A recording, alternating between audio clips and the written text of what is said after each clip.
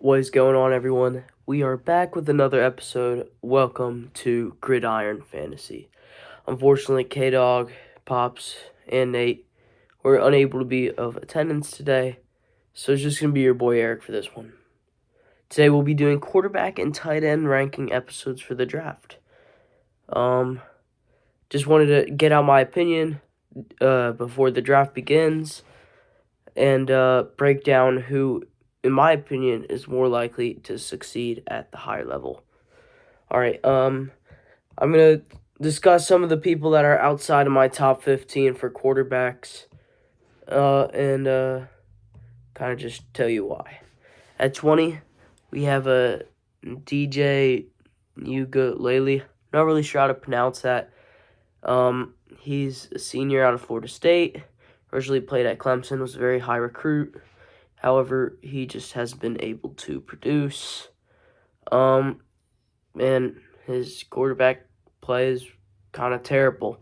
That's why I have him as QB20. At 19, Will Rogers. 18, KJ Jefferson. 17, Cam Miller. And 16, Donovan Smith. Will Rogers played for Washington, originally Mississippi State.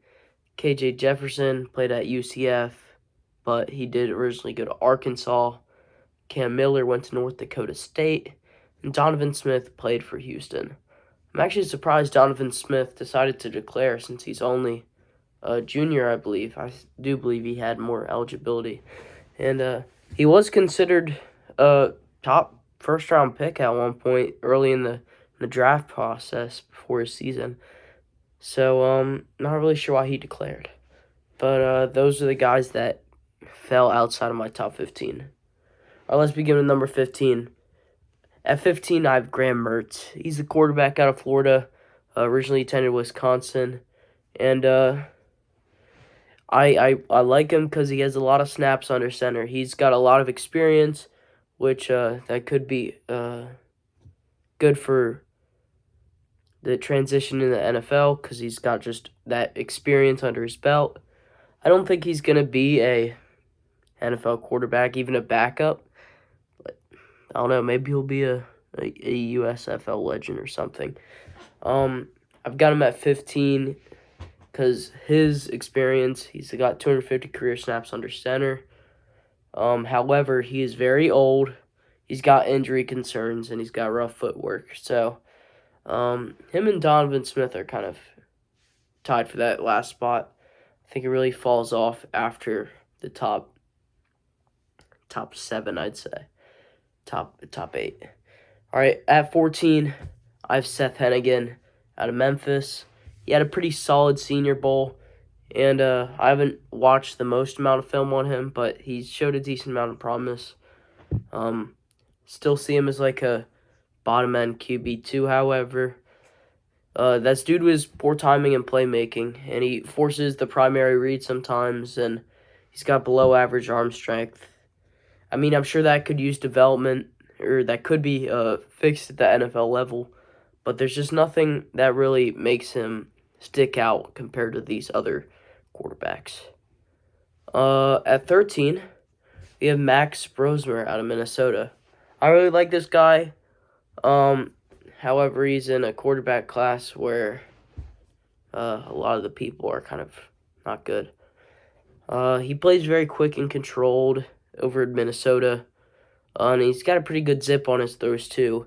However, he plays pretty short. He plays like he's shorter than 6'2", and due to him playing so short, he can't really see over his lineman, which could cause some issues in the passing game. You want to be able to see over those guys so you could hit receivers over the middle or just be able to not sure where I was going with that, but you want to be tall so you can see over your lineman and complete passes more efficiently. He's kind of, my comp is Walmart Dylan Gabriel. He's kind of just like him in the aspect of he's pretty like fundamentally sound. However, his height is what holds him back, even though he's not shorter than 6'2", I don't think. All right. My QB 12 is Brady Cook. He's one of the few quarterback winners at the Combine. He showed decent athleticism. And the game tape shows that he's pretty good at evading pressure, and he's relatively mobile. 40 time definitely showed that. However, his arm strength is definitely subpar. Feel like that's going to be a concern. And he also overextends plays. Like, he makes plays a lot longer than needs to. He could easily throw it away or hit an open man, but he kind of chases those explosive big plays, and that kind of holds him back. And his footwork's also rough. He could afford to work on his footwork. So Brady Cook for Missouri at 12. And then 11 for me is Will Howard. A lot of people have him higher. However, I'm not really too high on him. He is very he's got NFL caliber traits. He's got very little hesitancy. Obviously, he has a national championship under his belt. He's made multiple NFL throws in the college level, and his accuracy is pretty solid. He's just he's your stereotypical quarterback. However, his mobility is a little clunky. I'm not really a fan of that. And given his size, his arm strength isn't very impressive. That could be worked off. That could be worked on a little bit by coaches. So I'm sure he could get a little bit higher. However, ball security, that's an issue for me. He fumbled way too many times as a quarterback during his tenure at Ohio State, and his combine was a little bit rough, so I think that's going to harm his stock. So just a little recap of my 15 through 11. At 15, I had Graham Mertz attending Florida. 14, Seth Hennigan out of Memphis. 13, Max Brosmer out of Minnesota. 12, Brady Cook out of Missouri. And 11, Will Howard out of Ohio State. All right, let's go through my 10 through 6 real quick. All right, so at 10, I have Riley Leonard. A lot of people are higher on him, but for me, he's scary to watch. Guys over at the NFL Stock Exchange agree with me, and he's just scary because he's indecisive. He's like, oh, I'm gonna throw it. Oh, I'm gonna carry it. Oh, I'm gonna throw it. It's just his hesitancy may cause problems at the NFL. You gotta be like, this is what I'm gonna do, and I'm gonna do it right now. That's what you gotta do at the NFL level. That's really the only thing that really held me back, though. He's fairly mobile. He's got a solid deep ball given his size, and he's relatively accurate as well. It's just that indecisiveness that doesn't really translate well over to the NFL level. However, I do see him potentially being like QB7 as my peak. So yeah, Riley Leonard out of Notre Dame. That is my number 10. All right, at 9, I have Curtis Rourke. He's got solid accuracy. He's got a really good touch pass, and his NFL measurables, it's pretty good. It's pretty good. It's good size for a quarterback. However, what really stands out to me that kind of holds him back from being a top 6, top 5 quarterback is he's pretty old. He's a 6-year quarterback. Just transferred to Indiana. Got a lot of years, which same as the Graham Mertz argument. He is very experienced, which I guess that's good for the NFL level. However, he's old, and I don't think anyone wants to take a chance as their future franchise quarterback for a quarterback that's going to be turning 23, 24, something like that at the NFL level. He's also relatively immobile, and his arm strength, it didn't really look the way his size showed. Like, his size, I felt like his arm strength would be a lot stronger, and that kind of disappointed me. So, Curtis Rourke, I personally have him as my QB9. And yeah, that's what I got off the film. All right, at QB8, I have Tyler Shuck. He's also a pretty old guy. However, he had a crazy Louisville season. I kind of overlooked him, but then after listening to the Stock Exchange podcast, I was like, wow, apparently he's really good. So I went over to watch some of the game film, and he actually really stuck out to me. I'm really impressed by his arm strength and his experience under center and how good his accuracy is. However, the only thing that really concerns me is whether he could stay healthy and whether his age will hold him back. And he also does this thing where he, on his passes, he kind of, throws it off his back foot, even though it's not really necessary. Kind of misinterprets pressure. But he's a pretty solid quarterback. I really like him. He's got pretty good accuracy. He's plenty of experience, which could translate to the NFL level. And his arm strength is pretty adequate, I'd say. All right. At 7, I have Quinn Ewers. He showed sprinkles of NFL potential, and of course he is the top recruit, the number 1 recruit in the 2021 recruiting class, I do believe. And his throw power is pretty decent, and he commanded that Texas offense well. However, he kind of muddies up a clean pocket. Even though there's pretty much zero pressure, he kind of treats it like there is and escapes the pocket, even though the pocket is pretty empty. And he just kind of makes that pocket a lot less safe than it was originally. He's also got way too many turnover-worthy plays. That's what really sticks out to me when I'm looking at quarterback. I want to see how much he is making turnover-worthy plays, because turnover-worthy plays is a very important statistic for me. And Quinn Ewers has way too many of them, so I'm lower than him on others. So I got Quinn Ewers as my QB7 out of Texas. And then finally, to round out my 10 through 6, I have Kyle McCord. I'm surprised he's even here. When he played at Ohio State the year he started, I was like, man, this guy stinks. I want nothing to do with him. He was very disappointing.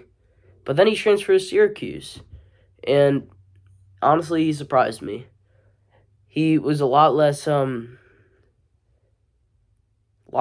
worried about how he's going to do. I feel like that pressure of being the next Ohio State quarterback, being the successor of C.J. Stroud and all, it probably got to him, which is why he performed so bad. But when he's at a smaller school like Syracuse, he's like, okay, let me sling the rock a little bit. So after watching the film, I was like, wow, he's got some pretty good play action ability. Like how accurate he is on his deep ball and how strong that arm is. And he's a very aggressive when throwing. And his size is also pretty adequate for the NFL level, similar to Curtis Rourke. Only thing that really bothers me is the turnover-worthy plays. However, the big-time plays kind of cancels it out.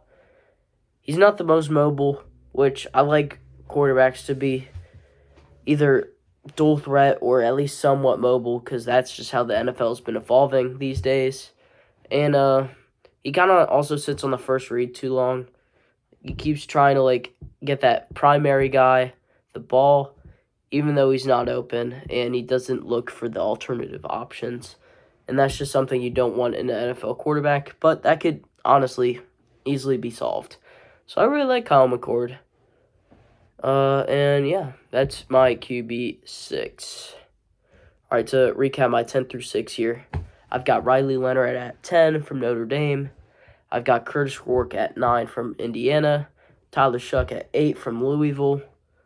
7, I've got Quinn Ewers from Texas. And 6, I have Kyle McCord out of Syracuse. Now, to enter my top 5.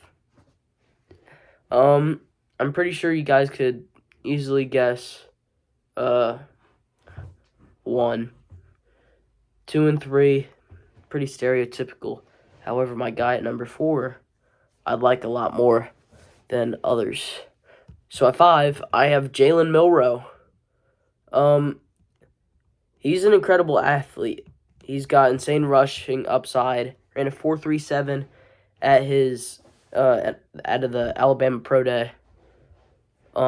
He's got incredible zip on his throw, and he's got insane big play ability, and he's got a really strong arm, and his ability to create that big time play during a 3rd and long scenario. There's just a lot to like about him. However, there are a couple things that held me back. It's his inconsistencies. There is this one comeback route against, I do believe Vanderbilt, where Ryan Williams is wide open, and Jalen Milroe is running outside the pocket, trying to throw on the run, and it's just completely off. It's thrown straight to the sidelines, and it honestly could have been a touchdown. And plays like that, I kind of see pretty consistently. So those inconsistencies with his accuracy, that's kind of a big restrainer for me. Also, the arm movement, while it is good to have a fast release, it could also cause the ball to come out weird and the placement not to be exactly where you want. Just it'll get a little bit chaotic if you throw too fast. But that's just a personal preference for me. Also, he holds on to the ball way too much. He allowed way too many sacks when he could have thrown the ball away, and I really don't like that. I'd much rather have an incompletion, that would diminish your stat line, than have to deal with a 3rd and 17 instead of a 3rd and 6 maybe.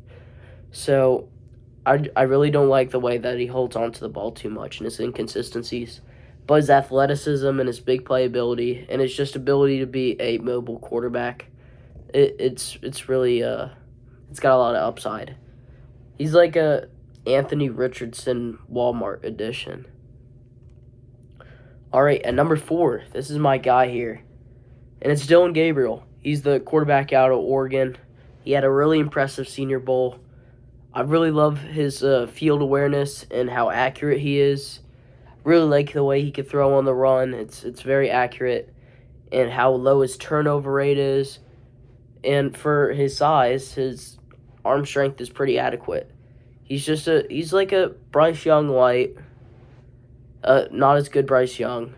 And the reason I'm giving that comp is because his small stature. That's the only thing that really holds me back. He had one of the smallest arm lengths measured at the combine.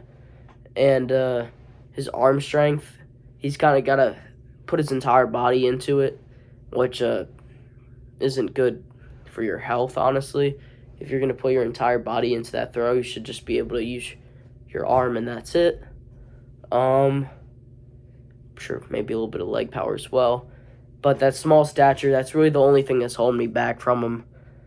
Sure, he's an older quarterback as well, but I'm willing to take the chance on him in day 3, a 4th round pick. Would love to see him play for the Steelers or the Jets maybe, and play behind a more experienced quarterback and develop maybe into a starter. Who knows? I don't think he will be. I don't think any of the 4 through 20 will be a starter at the NFL level. But some of them certainly have the potential. And some of these guys are probably going to be high-end QB2s. So Dylan Gabriel at 4. Really like his fundamentals. Really has everything that you want to see in a quarterback. It's just that small stature that's really going to hold you back. So, yeah, Dylan Gabriel at 4, quarterback at Oregon. All right, at number 3, I have Jackson Dart. A lot of people have him higher. And personally, I don't see why he's over Shedeur. Sure, he had an amazing Senior Bowl, pretty solid combine as well. And sure, he's pretty mobile. He's got pretty adequate size. and he takes a hit pretty well. His accuracy it's okay. It's pretty solid. However, he's kind of inconsistent as well. Not as inconsistent as Jalen Milroe, but there's inconsistencies a little bit in his game. He's also so adjusted to the Lane Kiffin offense. Played with it in USC, played with it in Ole Miss, and I'm worried that he may be a little bit scheme dependent. He also forces the main read too much, kind of like Kyle McCord. He kind of looks for the main guy that's supposed to be schemed to instead of looking for an alternative. And you don't want to see that.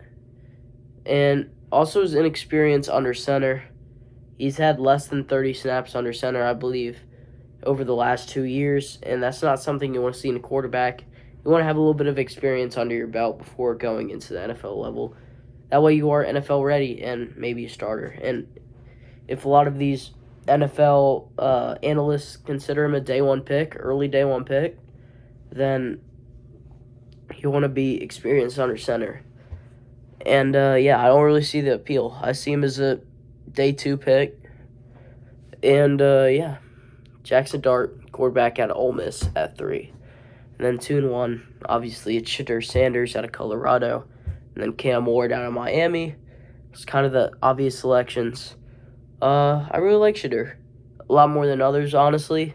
Really like how he's able to take a hit like Jackson Dart and how well he processes the field. He doesn't stick with his first read too much. He's able to adapt even though his first option isn't open. I really like his fundamentals, his accuracy, his arm strength. It's all pretty solid. And obviously, being the son of Deion Sanders, you just have that NFL genetic. However, his athleticism is a concern. He's not the best on throwing onto the run. And he thinks that he is the athlete that is his father.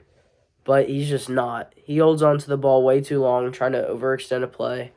And he ultimately gets sacked, which harms the team. And sure, he had barely any O-linemen, so he didn't really have the opportunity to have a clean pocket that often, aside from Jordan Seaton over at left tackle. But, I think as long as he becomes self-aware that he's not the athlete that his dad is and works on that throw on the run, he'll be pretty good. I really like his fundamentals and his processing ability and his field vision. And then Cameron Ward, quarterback out of Washington State, then transferred to Miami just this year. And sure, one could say he broke out at Washington State, but he broke out even more at Miami. I really like his big play ability. Really like how he's able to just stand there like nonchalantly in the pocket, not feel any pressure, and is able to make accurate throws. He's pretty mobile given his size, and he's able to throw on the run. And his ability to understand pressure and evade it. Really like his arm strength. He has a great mentality. There's just so much to like about Cameron Ward. I don't see him as a top 10 quarterback, or maybe even top 15, at least for the first 3 seasons of his career. But to me, he's the undisputed QB1. The only thing that really concerns me is the occasional turnover where he plays. You'd see that at the Virginia Tech game and the California game, I believe, where he had a ton of interceptions. They did win the game, though. As for another thing that somewhat concerns me, it's just the crossbody throws. He kind of does it a little bit way too much, rolling out left, throwing right, rolling out right, throwing left. It's an uncomfortable thing, and it's a risky thing to do, and I think he gets a little bit too comfortable with making that decision. So, I really like Cameron Ward. Thinks he's pretty much the lock at number 1, and that's my rankings. So just to recap it, at 20, I had DJ Uiagalelei out of Florida State. 19, I had Will Rogers out of Washington. 18, I had KJ Jefferson out of Central Florida. 17, I had Cam Miller out of North Dakota State. 16, I had Donovan Smith out of Houston. 15, Graham Mertz out of Florida. 14, I had Seth Hennigan out of Memphis. 13, Max Brosmer out of Minnesota. 12, Brady Cook out of Missouri. 11, Will Howard out of 11, Will Howard out of Ohio State. 10, Riley Leonard, Notre Dame. 9, Curtis Rourke, Indiana. 8, Tyler Shuck, Louisville. 7, Quinn Ewers, Texas. 6, Kyle McCord, Syracuse. 5, Jalen Milroe, Alabama. 4, Dylan Gabriel, Oregon. 3, Jackson Dart, Ole Miss. And 2, Shadur Sanders, Colorado. And 1, Cam Ward, Miami. So that's my QB rankings. Let me know in the comments what you think. Make sure to like and subscribe. And let's cover the tight end class a little bit. There's a couple guys that didn't make my top 10. That's the only people I made a really in-depth analysis on.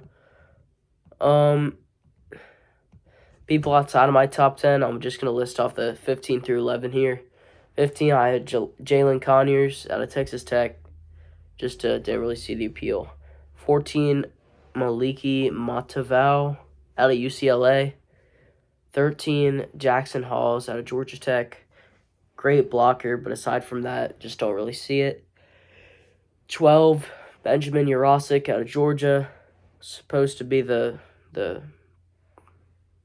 next in line of the Georgia tight ends. Obviously, placing Brock Bowers is a pretty heavy burden to carry on your shoulder, and he just had not the most production for the Georgia Bulldogs this year. And then 11, a lot of people are higher on him than me, but Jake Brenningstool out of Clemson. All right, so I'm going to name my 10 through 6, and let's see what you guys think. 10, it's Luke Lachey out of Iowa. The Iowa tight ends are just so good, man. This one obviously is no George Kittle or TJ Hawkinson or Noah Fant even. But his adequate size, his amazing athleticism, and his ability to catch the ball. He's got pretty good hands, a very small amount of drops. He's just got a lot of potential. The only thing that held him back was his injuries. And his injuries kind of diminished his play. Like his separation, his speed, his route running, all of it looked worse after his injury. But hopefully if he's healthy at the NFL level, he can recover from that and go from 10 to probably maybe even 6 for me on my rankings. And his blocking is a little underdeveloped. Most of it's due to injury. He has been on the field a lot. But if just those tight end coaches could help him become a better blocker, I really like him. So that's why he just barely made it into my top 10. I was really close between him and Jake Brenningstool, but I gave Luke Lachey the edge just because of his athleticism and his potential if he is healthy. At 9, I have Mitchell Evans out of Notre Dame.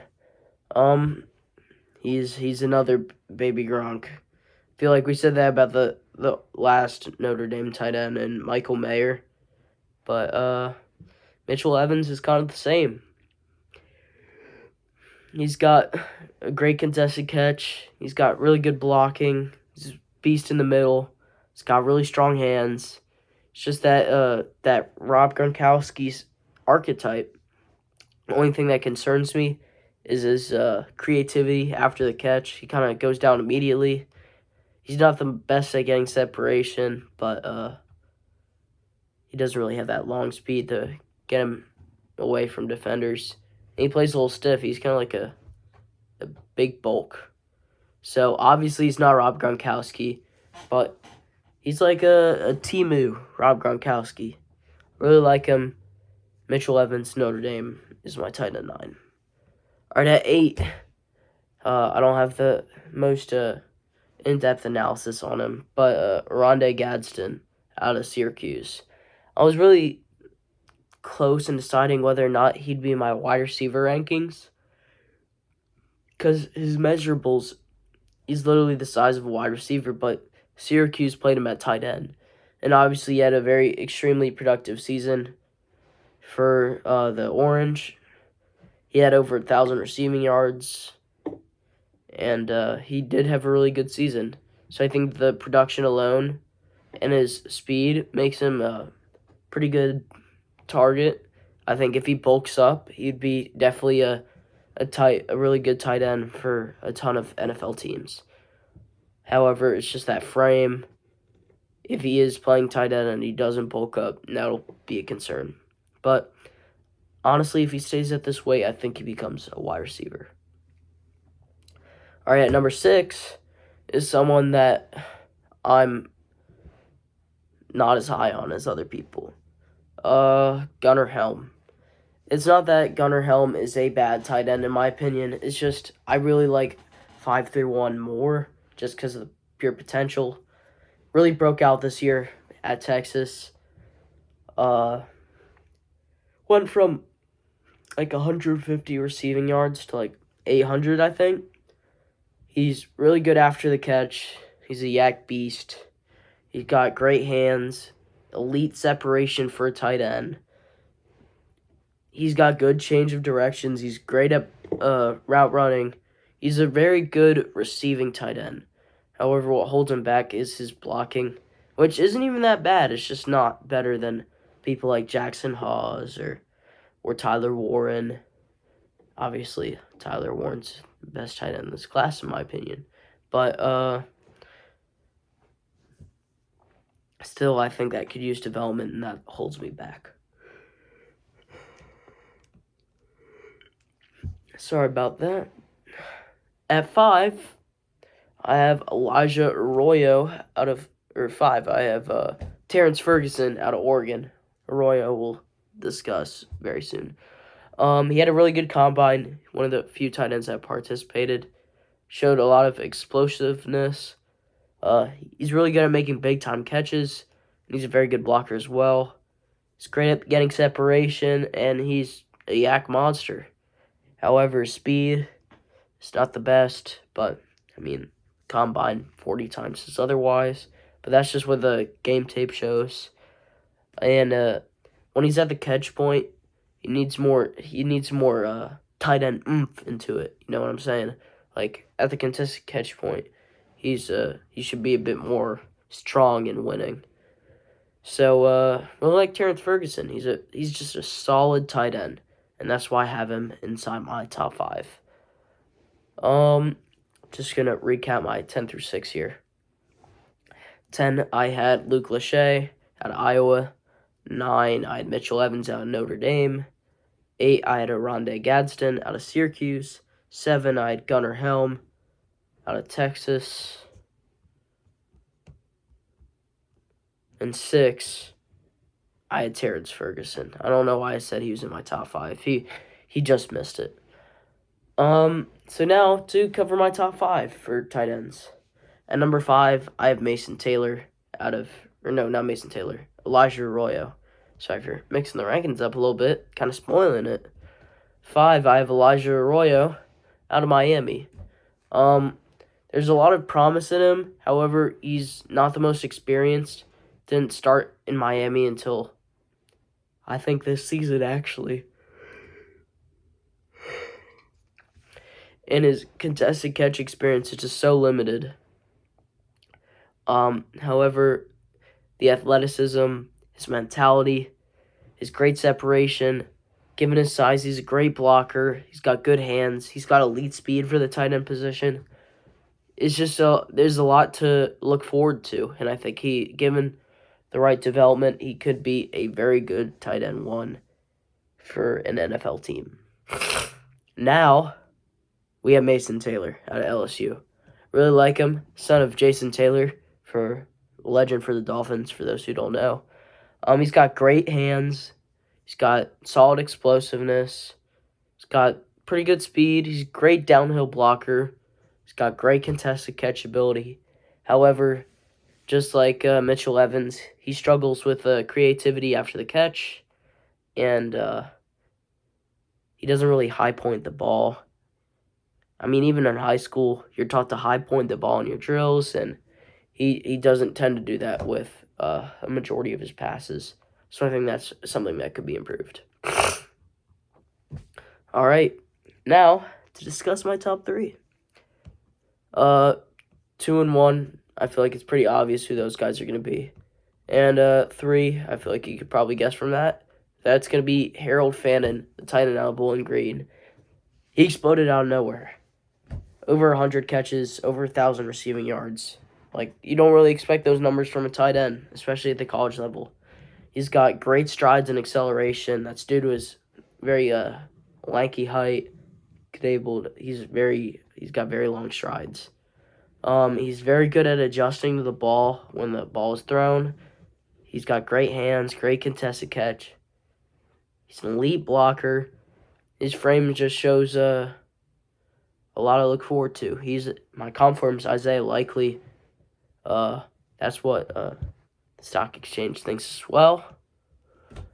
And Connor Rogers over at CBS. And just like them, I think he's a little bit stiff. Since his size is a little bit lanky, I feel like he could get more flexible.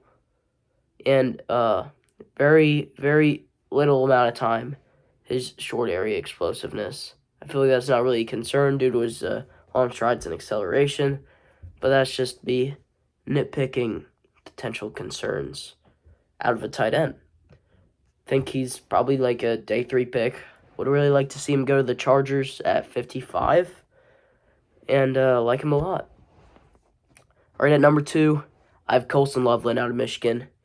Was at first my tight end 1 before Tyler Warren broke out of nowhere. And he's a great route runner.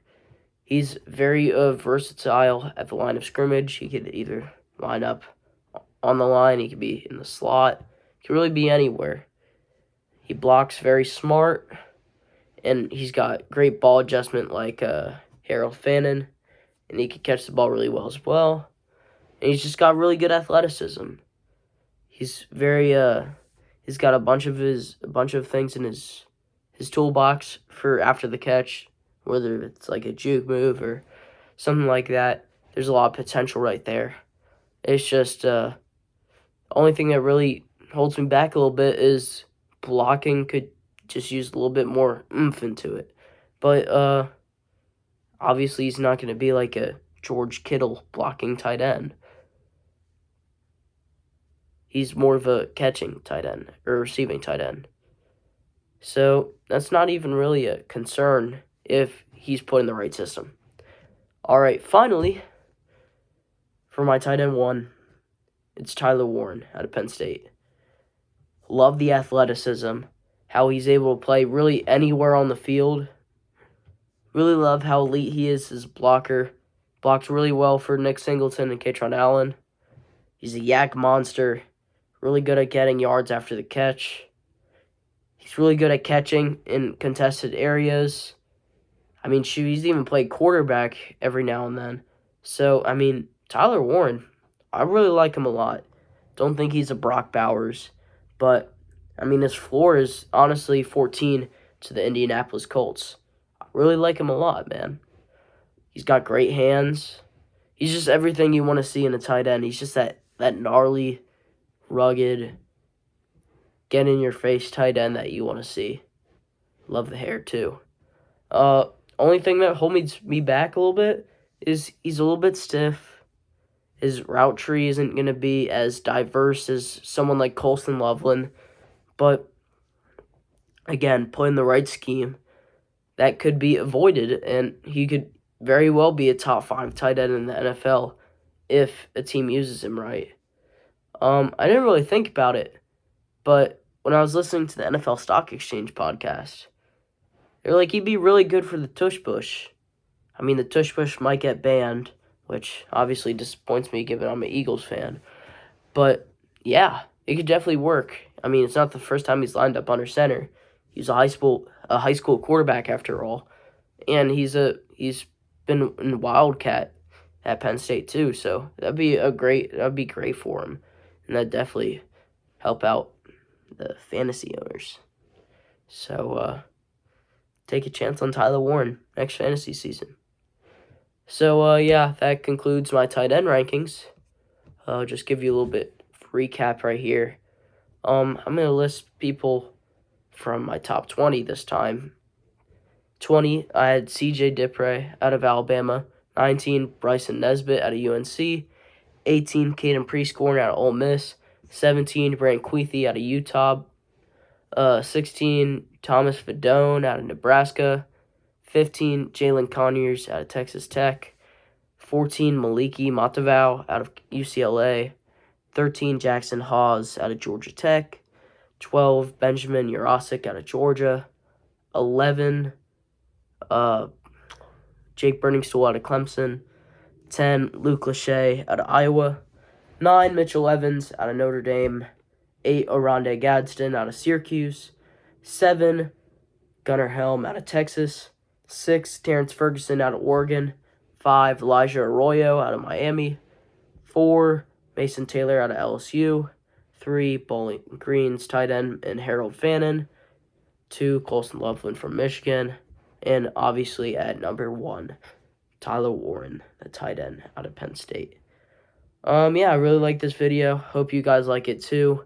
Just wanted to give you my general opinion on the NFL on the NFL talent in this upcoming draft and quarterback and tight ends. We'll be dropping a wide receiver and running back ranking episode very soon as well, hopefully with everyone else.